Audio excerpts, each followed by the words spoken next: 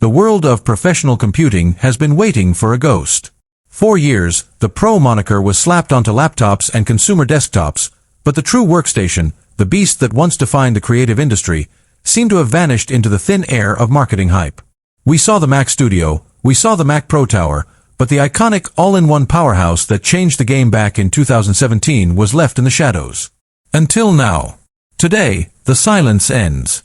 Apple has finally pulled back the curtain on the new iMac Pro, and it is not what anyone expected. This isn't just a bigger screen with a faster chip.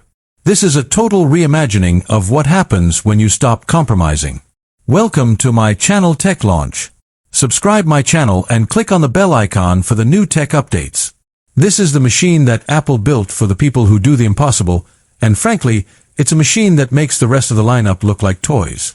But before you reach for your wallet, there is a dark side to this much power.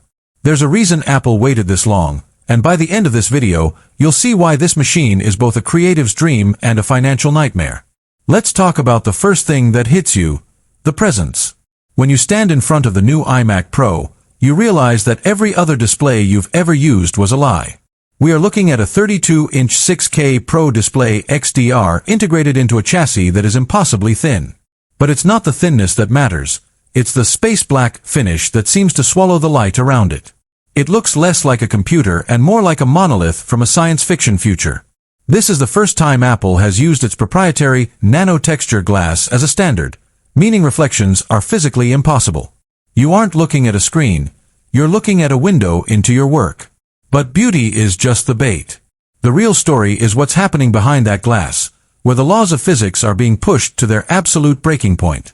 Deep inside the gut of this machine lies the M3 Ultra, or for those who dare, the M3 Extreme. This isn't just silicon, it's an architectural marvel. For the first time, we are seeing a unified memory architecture that scales up to 256 gigabytes. To put that in perspective, this computer can hold an entire feature film's worth of raw 8K footage in its active memory. No caching, no lagging, no waiting. While other Pro machines are struggling to render a timeline, the iMac Pro is already finished and asking for more. It's a level of speed that feels less like technology and more like telepathy. When you move a slider, the result is instantaneous. There is no loading in the world of the iMac Pro. But this kind of power generates heat, a lot of it. And that's where Apple's secret engineering comes in. They've ditched traditional fans for a dual-phase vapor chamber cooling system. It is dead silent. You could be rendering a 3D masterpiece or compiling millions of lines of code, and the only thing you'll hear is your own breathing. It's unsettling. It's as if the machine isn't even trying. But why now? Why did Apple wait years to revive the iMac Pro name? The answer lies in the professional transition. For a long time, the all-in-one design was seen as a limitation for pros because you couldn't upgrade it. Apple heard that criticism and ignored it, because they realized that the bottleneck wasn't the ability to swap parts, it was the speed of the connection between those parts. By soldering everything onto a single massive piece of silicon, they've eliminated the latency that plagues PC workstations. The iMac Pro doesn't communicate with its components. It is the components.